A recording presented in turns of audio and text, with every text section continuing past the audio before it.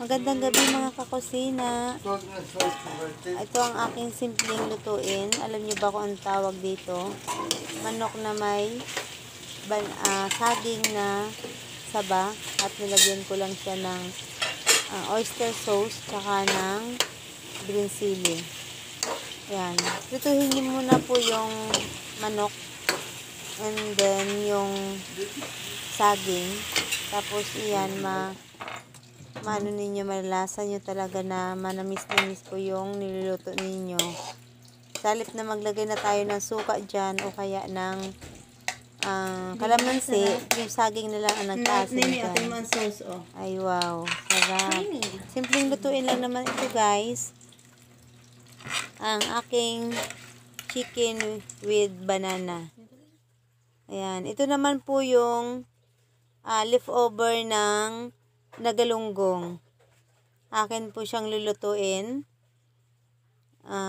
Kung meron kayong mga isda dyan na mga tira-tira, especially yung galunggong, tulingan, yan, napakadabi siyang gawing sarsyado.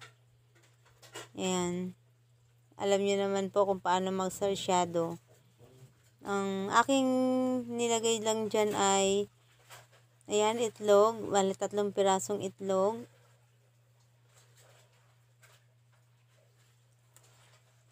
Tapos, ang akin dahon dyan ay pechay. Dahil wala akong malunggay ngayon, ang ginawa ko po ay pechay ang akin nilagay. Timplahan lang yan natin at tayo ay meron ng isang masarap at mainit na sarsyado.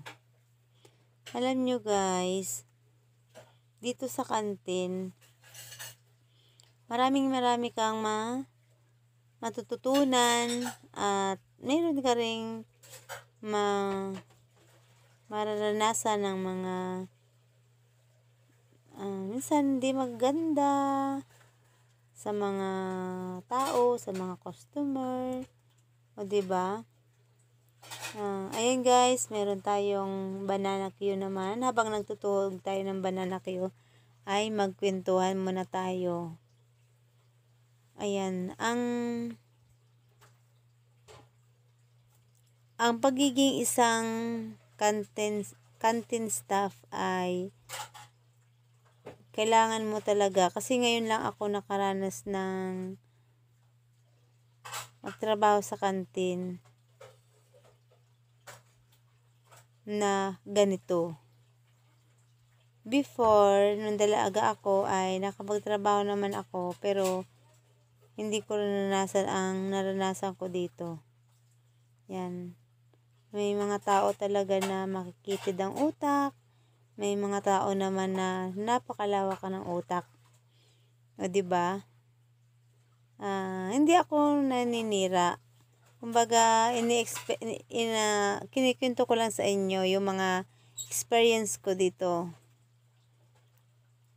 May mga tao na kahit na ang tanda-tanda na, mga lulot-lula na, ganon, hindi pa naman ulyanin. Parang mga nasa 60, ganon. Meron namang mga nasa 40s pa lang. Meron naman ng mga 50s, gayon.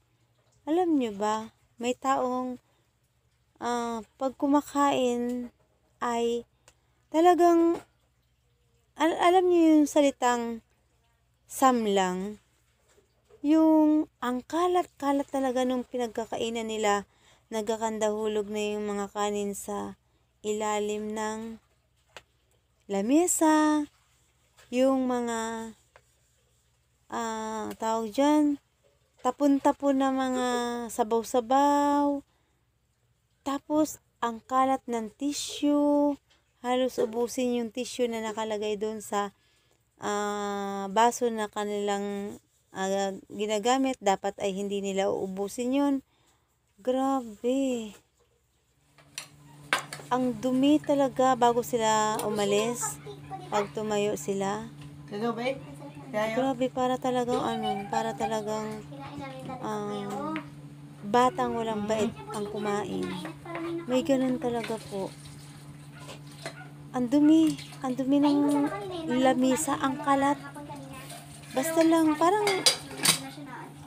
Palibhasa, sinasabi siguro nila na nagbayad naman kami, di ba ganun? Bahala na kayo mag ano dyan kasi nga may kami naman ay kumakain lang at nagbayad naman kami ng mga ganun. Katwiran siguro nila yung ganun. Pero hindi naman kami umiimik. Niimis na lang namin. Pag nandun na kami sa kusina, sabi ko, tingnan mo yun. Sabi ko, ang dumi talaga ng pinagkainan. Ganun. Tapos meron naman tao, kabaliktaran, o di ba?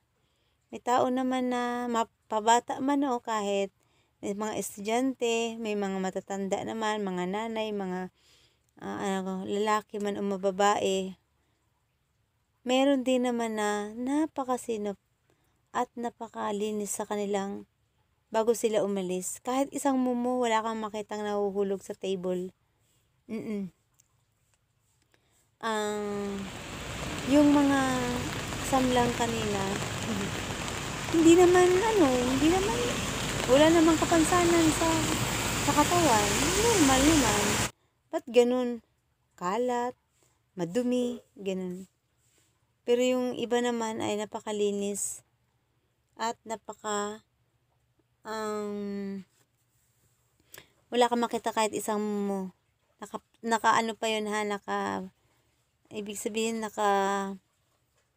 pinapatas pa nila ng maayos yung kanilang plato at baso bago sila tumayo at magbayad. Kaya sabi ko, ala, nakakatuwa naman kumain yun. Ang taong yun, ang linis-linis nung inalisan. O, diga. Ayan guys, nandito na pala tayo. Pauwi na pala ako. Ayan bang-baha kami. Bang-baha, dumaan kami. Yan ang aming dinaanan bago umuwi kami. Bahang-baha na. Ayan. May mga customer naman na ganito. Style na ganito. Talagang ikay maurindat kung sa Batanggin nyo. One time, nangyari to sa akin. Sabi, pabili nga ako ng kubra. Sabi ko, anong kulay, sir? Sabi niya, green. Green. Nung pagbukas ko ng freezer, ng ref, hawak ko na si green. Alam mo sabi, hindi, yung orange. Sabi ko sa kanya, sir, kasasabi mo lang ng green. O, diba? Urindat talaga. Maurindat ka talaga. Grabe.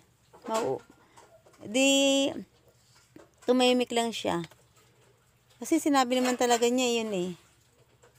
Ayan. Guys, pauwi na ako guys. Ingat kayo. God bless. Salamat sa panonood. Salamat sa